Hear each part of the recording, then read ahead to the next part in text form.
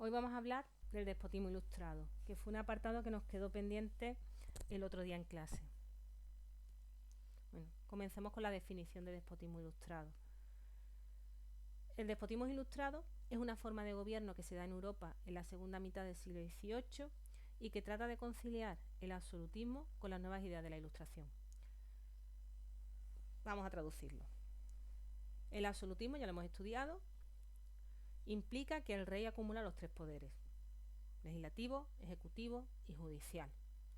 Y la justificación predominante va a ser la de monarquía de origen de derecho divino, la que dice que el rey es rey y acumula todo el poder porque Dios lo ha elegido como su representante en la tierra y solamente ante él tendrá que justificar sus actos y nadie se puede oponer a él porque ha sido elegido por el mismo Dios. Teoría que defendía, por ejemplo, Bossuet.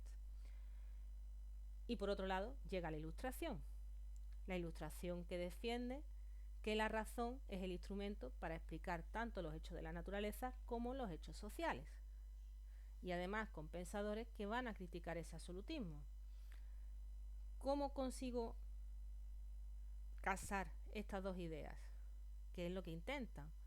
Los reyes absolutos se encuentran con unas ideas que se están expandiendo rápidamente y lo que intentan es asumirlas para que no se vuelvan en su contra.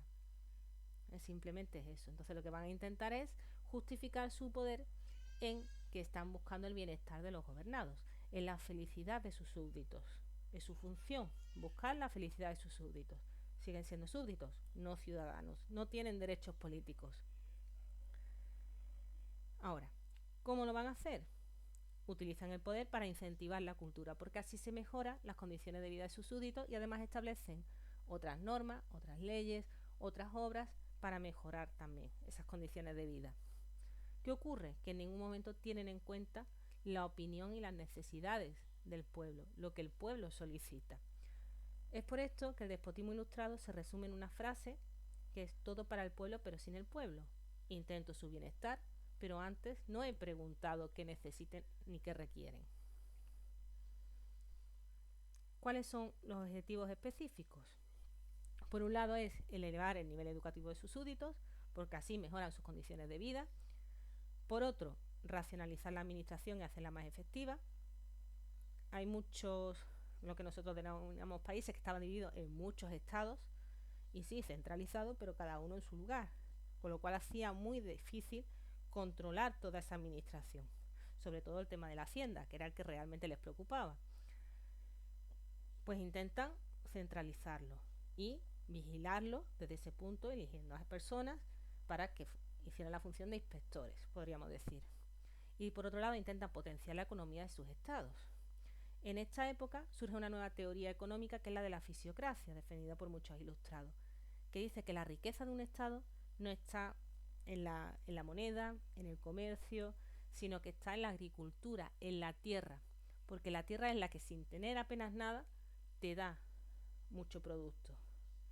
Simplemente pensad, la cantidad de semillas que tú pones no tiene nada que ver con la cantidad que tú recoges. Es por eso que ahí está la riqueza.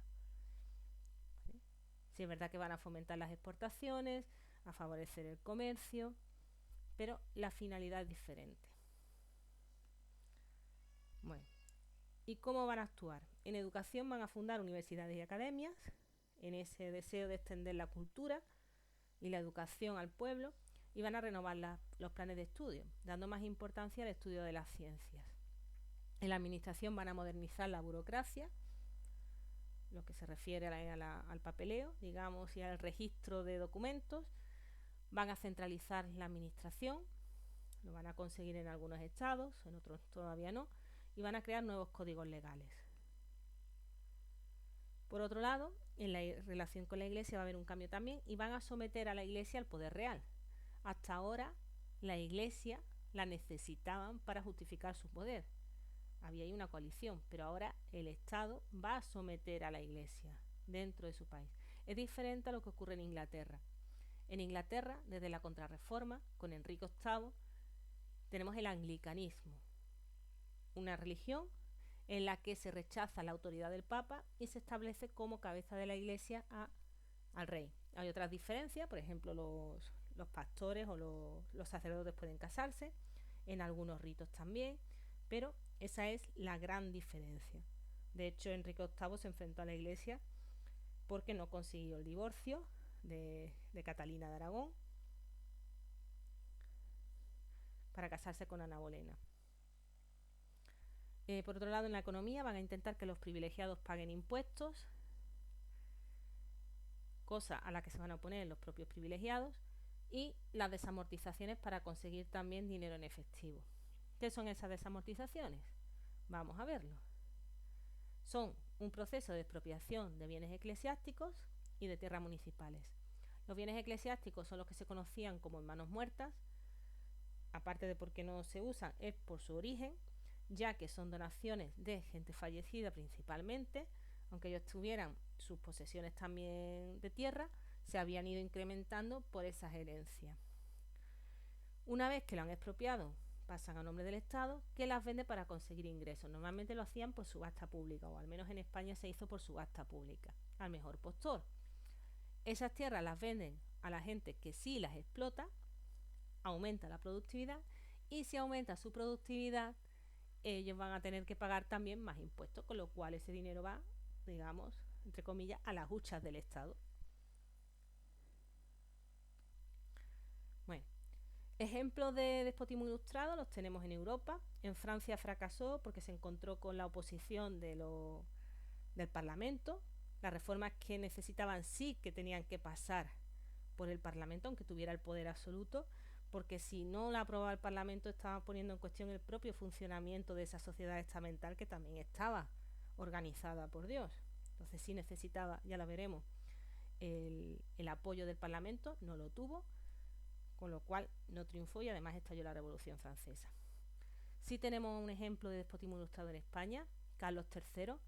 Os voy a dejar la presentación aparte de este vídeo explicativo para que podáis ver este vídeo, que tendrá sus actividades aparte para el tercer día, junto con otras, para ver el caso de España, ¿vale? Y en el resto de Europa tenemos a Catalina II de Rusia, que sí consiguió engrandecer el país a base de conquistas, racionalizó la administración, potenció la agricultura, y por otro lado también sí es conocida porque con ella se inicia el antisemitismo en Rusia. Le quitó todos los derechos a los judíos y los expulsó a la parte más occidental del imperio, una parte que se había anexionado de Polonia. Después tenemos a Federico II de Prusia, que fue amigo de Voltaire, o a José II de Austria. Son algunos nombres. Y el otro es Cristian de Dinamarca, que lo tenéis en el vídeo que vais a tener que visualizar, la película, o los fragmentos de película referentes a ese rey. Bueno, ¿cuáles fueron las limitaciones que tuvo? Primero, que no modifica la estructura social. Sigue siendo una estructura piramidal, basada en estamentos, grupos a los que se pertenece por nacimiento y en los que no hay movilidad social. Al rey tampoco les interesaba ese cambio. Él estaba en la cúspide de esa pirámide, con lo cual no había ningún interés por cambiarla. Y por otro lado, pues se encuentra por la oposición de los privilegiados a ciertas reformas que les afectaban. Imaginaros la Iglesia cuando les quitan parte de esas tierras para subastarla, cuando les expropian las tierras para venderlas en las desamortizaciones. Entre sus éxitos, la mejora en la administración, en la agricultura, en esa defensa de la agricultura que hace la fisiocracia y algunos ilustrados, y sí hay un desarrollo de la educación, aunque todavía no se ha hecho extensible a todos. Y este es el resumen de lo que es el despotismo ilustrado.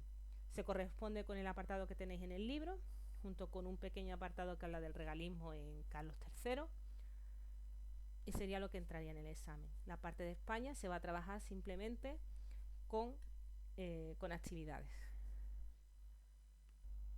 So, that's all. See you.